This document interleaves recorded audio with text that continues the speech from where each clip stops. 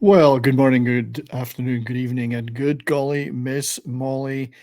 Welcome to another one of my occasional series, Final from the Vault, where I pluck something from my record collection and show it off in a short video. Recently, I've been working on another of my underlooked band series, occasional series, some of which have been pretty well received, to my eternal surprise. Uh, This one is gonna be about the English prog rock, I guess you could call them prog rock, we'll talk about that in the video, band Stackridge from the 1970s, although they did have a reunion period in the 90s and 2000s, but principally from the 1970s, and they were one of these quirky English, bands that came out in the late '60s, categorized as prog, but really had a very quirky, unique, individual sound. Couldn't mistake them from anybody else. But these rather hairy gentlemen of the prog rock era, once they split up in 1976, a couple of them decided to do something very different. James Warren and Andy Davis of Stackridge decided in the late 70s to adopt sharp suits and skinny ties and become a little bit of a new wave pop outfit called the Korgis. Many people will know the Korgis from the cover version. They had a couple of hits of their own. One of them's "Everybody's Got to Learn Sometime," which was obviously was covered by a number of artists, but also featured in movies and so on, and became a big hit.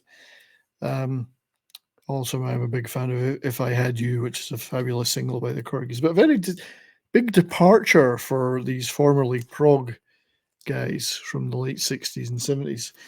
Now, this isn't, I'm not going to talk about the Corgis albums today, but I still have my Corgis debut album um, in my collection, which had the great track Young and Russian, which was a single on it, and If I Had You, which is one of the most beautiful songs ever made, in my opinion. If I Had You, check it out.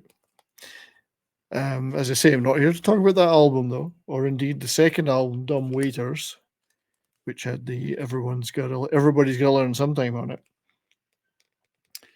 Um, there you can see the lads on the back.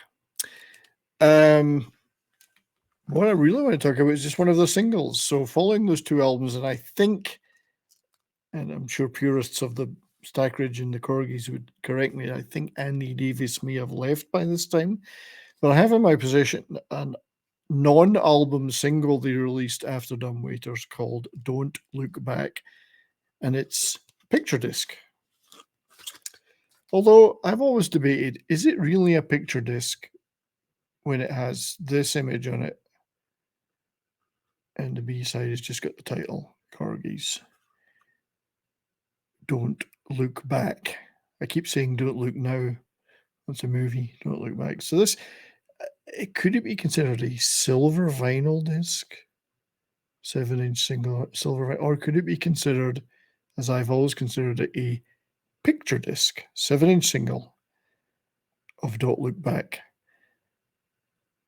Now, not a valuable record by any means, but I'd actually forgotten I had it in my collection until I started looking at my Stackridge and Corgi stuff. And I thought, yeah, I'll make it a vinyl from the vault. So there it is. Now, the song itself, Don't Look Back, which was released as a single in 1982, written and sung by James Warren. I think Andy Davis might have left, but I'm not sure. Was unusual because it was actually produced by Trevor Horn. Obviously, Trevor Horn went on to be mega mega famous producer. Frankie Goes to Hollywood, worked with Yes, and I mean, there's a man who basically invented the 80s in a sense. Grace Jones, Art of Noise, just the Buggles, obviously, which he was in. Just if you look back at the 80s, Trevor Horn was everywhere, doing a ton of stuff as a producer. Um, Absolutely brilliant stuff. So he actually produced this with James Warren. Besides Xenophobia, I think it's James Warren production. But so this, given that Trevor Horn was becoming really big as a producer, with a lot of acts under his purview, this could have led to more success, commercial success for the Korgis. And indeed, the track "Don't Look Back" is a really nice, lush pop song, heavily keyboard laden, as you would expect. But it wasn't a hit. Well, it was a hit in Brazil. It wasn't a hit in the UK or anywhere else, I don't think. So, for whatever reason, the relationship with Trevor Horn never took off, never really moved anywhere. So we have this unique collaboration with the Korgis and Trevor Horn on one track, "Don't Look Back." Um,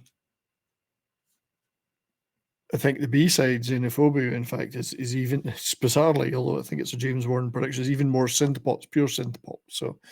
So yeah, great transition from 70s prog rockers, albeit with an extremely whimsical and multi-genre approach to early 80s synth popsters. So anyway, that was today's vinyl from the vault. Little look at the Korgis. Don't Look Back. Check it out on YouTube or wherever you listen to music. And maybe you'll enjoy it. And check out the first two Korgis albums too. And look out for, at some point when I'm finished editing, the Underlook bands on Stackridge, including live interviews with Alan Grange, Granny Grange, and Peter Donovan, who were road managers for Stackridge. So some interesting stories they have of those Stackridge tours in the early 70s. Anyway, till next time, stay well and keep on rocking.